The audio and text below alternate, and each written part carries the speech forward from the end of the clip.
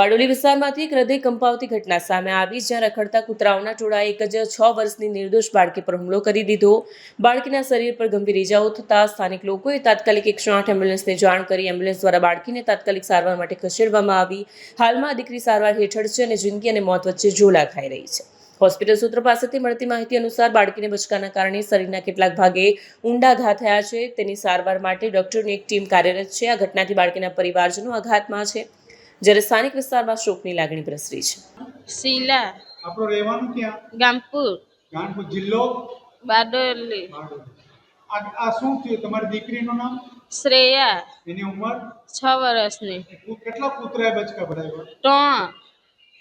3 હતા। શું કરતી હતી બચ્ચો ત્યાં? અમે ત્યાં ખેતીમાં નીંદવા ગયેલા, ત્યાં નીંદતા હતા તો અમારી નાની છોકરી હે જે 5 મહિનાની, એને હું ખવડાવવા ગઈ તો મેં એને કીધું દીકા તઈ નહીં જતી, પણ એ પોરી મને કઈ ગઈ તો નાહી ગઈ તે નહીં ખબર પડી।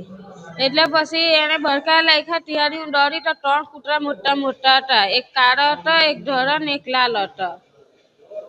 અહીં જઈને નહરાવ્યા તો અમારી હાંભા થાય, પછી એક હાંભે એક ભાઈ ખેતર હતો તેને બોલાવ્યા, તે ભાઈએ ભગાવ્યા ને પછી મારી પોરીને વહેલી લઈ લીધી। જોયું તે તો બહુ બધું કરી દેલા।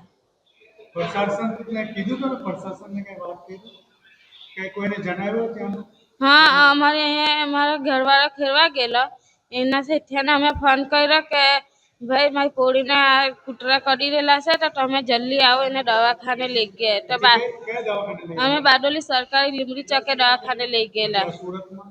ત્યાંથી લીમડી ચોકેથી પછી અમને એમ કીધું કે વધારે કરેલા છે એટલે ત્યાં સુરત લઈ જવો તમે સિવિલમાં, એમ કીધું। હવે એની કેવી તબિયત છે? સારવાર ચાલે છે? જરા ખારું છે અવરે।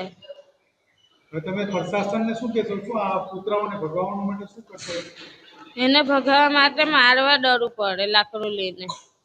કેટલા કૂતરાઓ છે? બહુ બધા સોસાયટીમાં ના હતા 3 કૂતરા મોટા મોટા। ત્યાંના સરપંચને વાત નહીં કરી?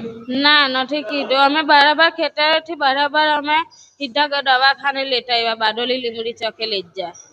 હા, પછી ત્યાંથી સુરત અમને મોકલી આવેલા।